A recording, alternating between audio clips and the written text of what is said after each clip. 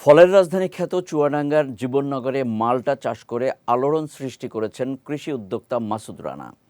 কৃষি বিভাগ বলছে, জেলায় মাসুদের মতো এমন অনেক কৃষি উদ্যোক্তা রয়েছেন যারা বিদেশি ফল চাষের মাধ্যমে দেশের কৃষিতে বিপ্লব ঘটাচ্ছেন। চুয়াডাঙ্গা প্রতিনিধি মোহাম্মদ পলাশ উদ্দিনের পাঠানো তথ্যচিত্রে জাওয়াদ অন্তুর ডেস্ক রিপোর্ট।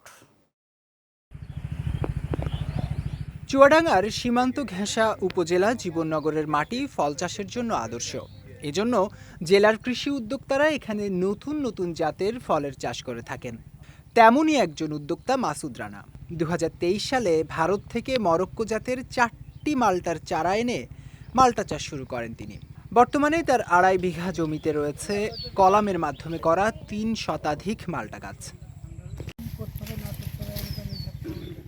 সাধারণ মাল্টার চেয়ে 6 গুণ বেশি দামে এই মাল্টা বাজারে বিক্রি হয়, যার মূল্য কেজি প্রতি 250 থেকে 300 টাকা।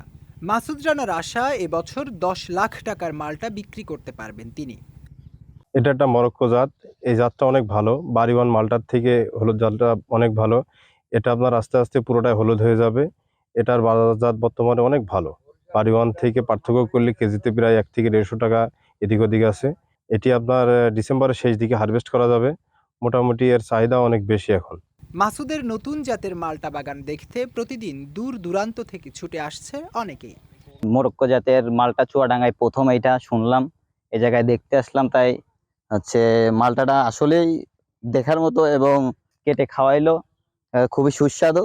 এখনো হয়তো তো বাকি রয়েছে 1-1.5 মাস, তাতে করে মালটা চারা চাষ করা যায়। এই চাষ করলে মানুষ ব্যাপক লাভজনক হবে। মরক্কো এই জাতটা আমি নেবো, নিয়ে এবং চাষ করব। বাগানটা দেখতে আছে অনেক সুন্দর, বাগানটা ফলও অনেক। এই মালটাটা বাজারে যে মালটা পাওয়া যায় তাছাড়াও অনেক ভালো। এটা আমি নিজে দেখেছি এবং খেয়েও দেখলাম, বেশ মিষ্টি, অনেক রস। জাতও যেরাম মানে কালারও সেরাম, খাতেও ভালো। তবে আরো 1-2 মাস পরে এই মালটাটা বিক্রি হবে। তবে পয়সা মালটা ছাড়া অনেক ভালো মানের আছে আর কি।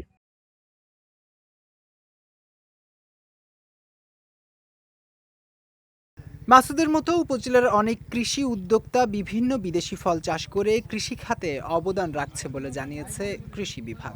তরুণ কৃষি উদ্যোক্তা আছে যাদের হাত ধরে কৃষির বিপ্লব ঘটছে। এখানে আমার তরুণ কৃষি উদ্যোক্তারা পৃথিবীর বিভিন্ন দেশ থেকে বিভিন্ন ধরনের ফলের চারা নিয়ে এসে তারা এখানে চাষ করছে এবং নতুন নতুন জাত এখানে আবার তারা নিয়ে এসে পরিচয় ঘটাচ্ছে মানুষের কাছে।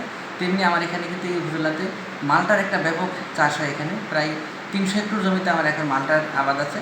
চুয়াডাঙ্গার এই নতুন জাতের মাল্টা দেশব্যাপী পরিচিতি পেয়ে আমদানি নির্ভরতা কমাবে বলে মনে করছে এলাকাবাসী। বিজয় টিভি নিউজ ডেস্ক।